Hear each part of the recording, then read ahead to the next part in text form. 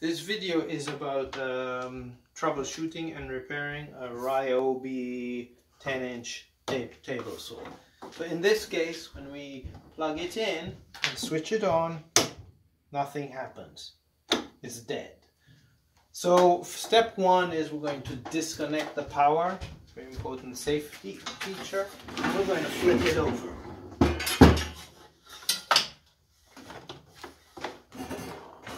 So if you look inside, you can see the electrical cable is coming into this safety switch, and then from the safety switch going to the motor.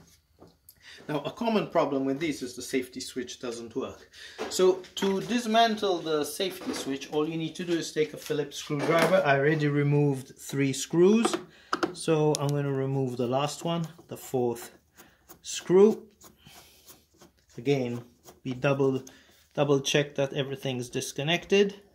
Okay, so once this screw comes off, you can take off this unit. Now if you look here, the cover, when you take off the cover, you can see these connectors, and you can already see that that connector has a little bit of black, a black mark, and we can smell something, you know, that electrical burnt plastic smell. So clearly there's something wrong in the safety switch. So I'm going to remove these terminals. I'm going to slide them off, the top ones and the bottom ones, and you can see that something's wrong with the terminal. One of those terminals look blackened and displaced. This one here, you can see it looks blackened and displaced. Okay, so let's take it off right there.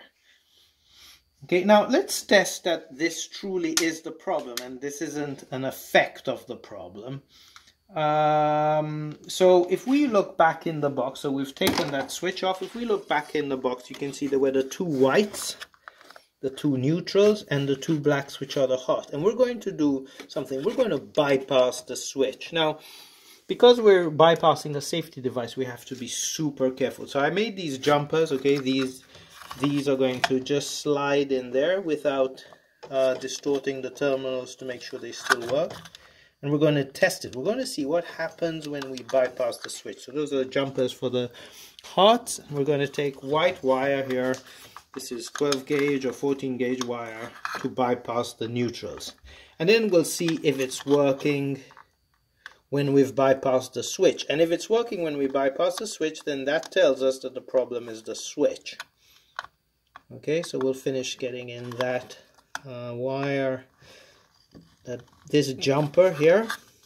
Okay, so we got a jumper of the white to white, the neutrals, and the jumper of the black to black. Again, this is extremely dangerous because we've bypassed a safety device. So we're going to plug it in, and we're going to stay a good distance away from the saw and be ready to pull it out just when we test that it's working. So let's test it. We'll wait a few seconds to make sure that it's not the motor overcurrent that caused the switch to burn, and then we'll remove it. So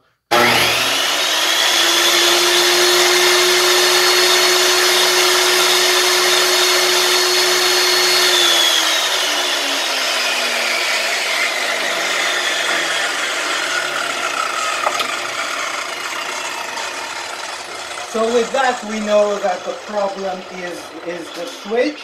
I hear nothing, smell nothing burning, so it tells us that the motor is okay. So what we need to do is to fix this problem is replace this switch. Now for this Ryobi, I'm going to hold up the part number. It's right there, or you can Google Ryobi Table Saw replacement. And with that, good luck, and I hope it fixes your problem.